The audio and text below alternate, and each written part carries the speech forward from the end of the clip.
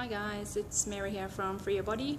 I just wanted to give you a quick little tip about squatting and knee alignment. So a lot of the time when people tend to have those knees coming in, they're often told to push the knees out, which can sometimes actually cause a lot of issues around the hip. So if they have the knees coming in and they're told to push the knees out, you can actually be overworking those external rotators in the hip, which are little muscles to stabilize the hip. If they're overworked, it's kind of like the shoulder, where you'll end up with rotator cuff imbalances and issues. So it's not always a good thing to tell people to push their knees out. Sometimes it's actually better to bring some awareness to the feet and what they're doing, because often that can be the underlying problem as well.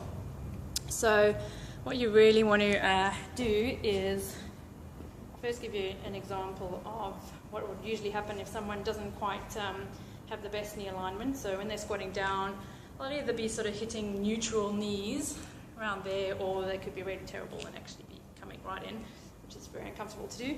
But yeah, so in order to correct that, instead of telling them to, push their knees out, which is all just overusing the hips, if you just told them to think about corkscrewing their feet into the ground, it's actually turning between the heel and the ball of the foot. You want to be almost turning it out and pushing your feet into the ground.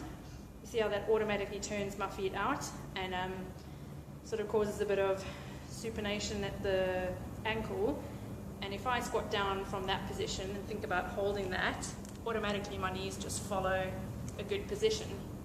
So that's not me thinking about anything happening at the hip, it's just purely rotating the feet out and keeping them really screwed into the ground. And from there I feel really nice and stable and go all the way down, and my knees are nicely aligned over the second toe roughly.